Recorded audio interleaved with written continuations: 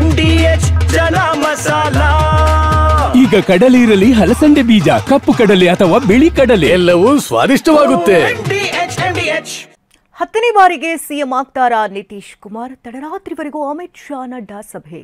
ಲಾಲು ಕುಟುಂಬದಲ್ಲಿ ಬಿರುಗಾಳಿ ಎಬ್ಬಿಸಿದ ಸೋಲು, ಅಲ್ಫಲಾ ವಿವಿ ವಿರುದ್ಧ ಎಫ್ಐಆರ್ ದಾಖಲು, ಡ್ರಗ್ಸ್ ವಿರುದ್ಧ ಸಮರ ಸಾರಿದ ಶ್ರೀಲಂಕಾ. ಈ ಸುದ್ದಿಯನ್ನು ನೋಡೋಣ ದೇಶ ವಿದೇಶ ನ್ಯೂಸ್ ಟಾಪ್ನಲ್ಲಿ.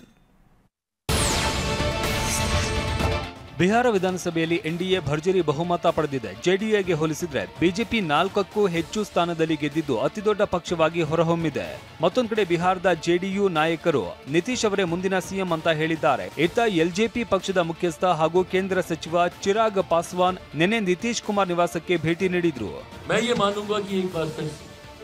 मुख्यमंत्री नीतीश कुमार जी ही हमारे गठबंधन के विधायक, हमारे गठबंधन के नेता के तौर पर मुख्यमंत्री की भूमिका का निर्वहन करने का काम करेंगे. ಬಿಹಾರದಲ್ಲಿ ಸರ್ಕಾರ ರಚನೆ ಪ್ರಕ್ರಿಯೆ ಆರಂಭವಾಗಿದೆ. ಬಿಹಾರ ಬಿಜೆಪಿ ಉಸ್ತುವಾರಿ ವಿನೋದ್ ತಾವ್ಡೆ ದೆಹಲಿಗೆ ಹಾರಿದ್ದಾರೆ. ವರಿಷ್ಠರ ಜೊತೆ ಸಂಪುಟ ರಚನೆ ಸಂಬಂಧ ಪ್ರತ್ಯೇಕ ಸಭೆ ನಡೆಸಲಿದ್ದಾರೆ. ಅತ್ತ ನಿನ್ನೆ ತಡರಾತ್ರಿಯವರೆಗೂ ಅಮಿತ್ ಶಾ ಹಾಗೂ ರಾಷ್ಟ್ರೀಯ ಅಧ್ಯಕ್ಷ ಜೆಪಿ ನಡ್ಡಾ ಹೈವೋಲ್ಟೇಜ್ ಸಭೆ ನಡೆಸಿದ್ರು.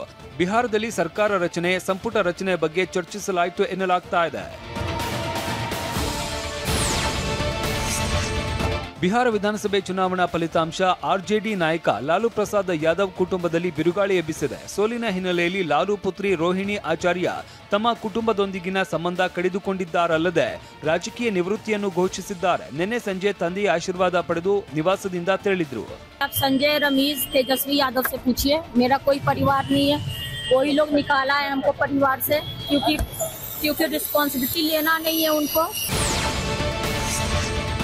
ದೆಹಲಿ ಸ್ಫೋಟದ ರೂವಾರಿಗಳಾಗಿದ್ದ ಹರಿಯಾಣದ ಅಲ್ ಫಲಾಹ್ ವಿವಿ ವಿರುದ್ಧ 2 ಪ್ರತ್ಯೇಕ ಎಫ್ಐಆರ್ ದಾಖಲಾಗಿದೆ. ವಿಶ್ವವಿದ್ಯಾಲಯವು ನ್ಯಾಕ್ ಮತ್ತು ಯುಜಿಸಿಯಿಂದ ಮಾನ್ಯತೆ ಪಡೆದಿರುವುದಾಗಿ ನಕಲಿ ದಾಖಲೆ ಸೃಷ್ಟಿಸಿದ ಕಾರಣ ಅಪರಾಧ ವಿಭಾಗವು ಪ್ರಕರಣ ದಾಖಲಿಸಿಕೊಂಡಿದೆ. ಯುಜಿಸಿ ಮತ್ತು ನ್ಯಾಕ್ ವಿಶ್ವವಿದ್ಯಾಲಯದ ಪರಿಶೀಲನೆ ವೇಳೆ ಅಕ್ರಮಗಳು ಬಯಲಾಗಿವೆ. ಹೀಗಾಗಿ ಅಲ್ ಫಲಾಹ್ ವಿವಿ ವಿರುದ್ಧ ದೆಹಲಿ ಪೊಲೀಸರು ಎಫ್ಐಆರ್ ದಾಖಲಿಸಿದ್ದಾರೆ.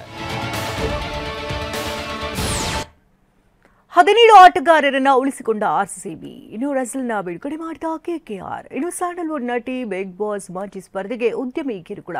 ಈ ಸುದ್ದಿಯನ್ನು ನೋಡೋಣ ಕ್ರೀಡೆ ಸಿನಿಮಾ ನ್ಯೂಸ್ ಟಾಪ್ 9ನಲ್ಲಿ. ರಾಯಲ್ ಚಾಲೆಂಜರ್ಸ್ ಬೆಂಗಳೂರು ತಂಡ 17 ಆಟಗಾರರನ್ನ ತಂಡದಲ್ಲಿಯೇ ಉಳಿಸಿಕೊಂಡಿದೆ. ವಿರಾಟ್ ಕೊಹ್ಲಿ ಸೇರಿದಂತೆ ಪ್ರಮುಖ ಆಟಗಾರರು ಮುಂದಿನ ಐಪಿಎಲ್ನಲ್ಲಿಯೂ ಆರ್ಸಿಬಿ ಪರ ಆಡಲಿದ್ದಾರೆ. ಈ ಬಗ್ಗೆ ಟ್ವೀಟ್ ಮಾಡಿರೋ ಆರ್ಸಿಬಿ 17 ಆಟಗಾರರು ಅಭಿಮಾನಿಗಳನ್ನ ರಂಜಿಸಲು ಸಿದ್ಧರಾಗಿದ್ದಾರೆ ಅಂತ ಬರೆದುಕೊಂಡಿದೆ. ಕೋಲ್ಕತ್ತಾ ನೈಟ್ ರೈಡರ್ಸ್ ಫ್ರಾಂಚೈಸಿಯು ಆಂಡ್ರೆ ರಸೆಲ್ ಅವರನ್ನ ತಂಡದಲ್ಲಿ ಉಳಿಸಿಕೊಂಡಿಲ್ಲ. ಅಂದ್ರೆ ಮಿನಿ ಹರಾಜಿಗಾಗಿ ತನ್ನ ಸ್ಟಾರ್ ಆಟಗಾರನನ್ನ ಬಿಡುಗಡೆ ಮಾಡಿದ್ದಾರೆ.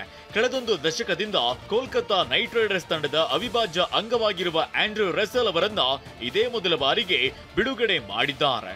ಅಂದ್ರೆ ಕೆಕೆಆರ್ ಫ್ರಾಂಚೈಸಿಯು 2014ರಲ್ಲಿ ಆಂಡ್ರೆ ರಸೆಲ್ ಅವರನ್ನ ಖರೀದಿಸಿದ್ದು.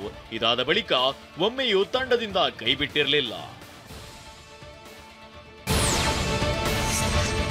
ರಾಜಸ್ಥಾನ ರಾಯಲ್ಸ್ ನಾಯಕ ಸಂಜು ಸ್ಯಾಮ್ಸನ್ ಅವರನ್ನ ಸಿಎಸ್ಕೆ 18 ಕೋಟಿಗೆ ವಿನಿಮಯ ಒಪ್ಪಂದ ಮಾಡಿಕೊಂಡಿದೆ. ಆ ಮೂಲಕ ಐಪಿಎಲ್ ಇತಿಹಾಸದ ಅತಿದೊಡ್ಡ ಟ್ರೇಡ್ ಎಂಬ ಹೆಗ್ಗಳಿಕೆ ಗಳಿಸಿದೆ. ಸಂಜು ಸ್ಯಾಮ್ಸನ್ ಬದಲು ರಾಜಸ್ಥಾನ ತಂಡಕ್ಕೆ ರವೀಂದ್ರ ಜಡೇಜಾ ಹಾಗೂ ಆಲ್ರೌಂಡರ್ ಸ್ಯಾಮ್ ಕರನ್ ಬಿಟ್ಟುಕೊಟ್ಟಿದೆ. ದಕ್ಷಿಣ ಆಫ್ರಿಕಾ ವಿರುದ್ಧ ಮೊದಲ ಟೆಸ್ಟ್ ಪಂದ್ಯದಲ್ಲಿ ಭಾರತ ನಿಯಂತ್ರಣ ಸಾಧಿಸಿದೆ. ಸೌತ್ ಆಫ್ರಿಕಾ ತಂಡ ಮೊದಲ ಇನ್ನಿಂಗ್ಸ್ನಲ್ಲಿ 159 ರನ್ಗೆ ಆಲ್ಔಟ್ ಆಯಿತು. ಭಾರತ ಮೊದಲ ಇನ್ನಿಂಗ್ಸ್ನಲ್ಲಿ 189 ರನ್ ಗಳಿಸಲಷ್ಟೇ ಶಕ್ತವಾಯಿತು. ಇದೀಗ ದಕ್ಷಿಣ ಆಫ್ರಿಕಾ ತಂಡ 2ನೇ ದಿನದಾಟದ ಅಂತ್ಯಕ್ಕೆ ದ್ವಿತೀಯ ಇನ್ನಿಂಗ್ಸ್ನಲ್ಲಿ 93 ರನ್ಗೆ 7 ವಿಕೆಟ್ ಕಳೆದುಕೊಂಡಿದೆ. ಫೋಟೋಗೆ ಪೋಸ್ ಕೊಡ್ತಿರೋ ಈತ ಅರವಿಂದ್ ವೆಂಕಟೇಶ್ ರೆಡ್ಡಿ. ಎವಿಆರ್ ಗ್ರೂಪ್ ನ ಸಂಸ್ಥಾಪಕ, ಸಿನಿಮಾ ನಿರ್ಮಾಪಕ ಕೂಡ ಹೌದು. ಇದೀಗ ಸ್ಯಾಂಡಲ್ವುಡ್ ನಟಿಗೆ ಕಿರುಕುಳ ನೀಡಿದ ಪ್ರಕರಣದಲ್ಲಿ ಅರೆಸ್ಟ್ ಆಗಿ ಬೇಲ್ ಪಡೆದು ಹೊರಬಂದಿದ್ದಾನೆ. ಕೊಡಗು ಮೂಲದ ನಟಿ ಇಂಡಸ್ಟ್ರಿಯಲ್ಲಿ ಮಿಂಚುತ್ತಾ 9 ಸಿನಿಮಾಗಳಲ್ಲಿ ನಟಿಸಿದ್ದಾರೆ. ಇದೇ ನಟಿಗೆ 2022ರಲ್ಲಿ ಶ್ರೀಲಂಕಾದಲ್ಲಿ ನಡೆದಿದ್ದ ನಟಿಯರ ಕ್ರಿಕೆಟ್ ಟೂರ್ನಿಯಿಂದ ಅರವಿಂದ್ ರೆಡ್ಡಿ ಪರಿಚಯವಾಗಿದ್ದ. ಆ ಬಳಿಕ ಇಬ್ಬರ ನಡುವೆ ಸಂಬಂಧ ಬೆಳೆದಿತ್ತು. ಆದ್ರೆ 2022ರ ಆಗಸ್ಟ್ ನಲ್ಲಿ ನಟಿಯಿಂದ ಅಂತರ ಕಾಯ್ದುಕೊಂಡಿದ್ದ. ಇನ್ನು ಅರವಿಂದ ಕುಡಿತದ ಚಟಕ್ಕೆ ದಾಸನಾಗಿದ್ರಿಂದ ನಟಿ ಕೂಡ ಈತನಿಂದ ದೂರವಾಗಿದ್ಲು. ಇದರಿಂದ ಸಿಟ್ಟಿಗೆದ್ದವನು ಬಲವಂತವಾಗಿ ನಟಿ ಹಿಂದೆ ಓಡಾಡೋದು, ಲೊಕೇಶನ್ ಟ್ರ್ಯಾಕ್ ಮಾಡ್ತಿದ್ದ. ಅಷ್ಟೇ ಅಲ್ಲದೆ ತನ್ನ ಹುಡುಗರನ್ನ ಕಳುಹಿಸಿ ನಟಿ ತಂದೆ ತಾಯಿಗೂ ಕೊಲೆ ಬೆದರಿಕೆ ಹಾಕಿದ್ನಂತೆ. ವಾಹ್, ಯಾಕೆ ಈಗ ಬಂತ ಸ್ವಾದ? ಖಂಡಿತ ಈಗ ಬಂತು ಅಸಲಿ ಸ್ವಾದ. MDH chunky chaat masala life ಅಲ್ಲಿ ಅಸಲಿ ಸ್ವಾದ ತರುತ್ತೆ. ಅಸಲಿ ಮಸಾಲ, ಎಸ್ ಎಸ್ MDH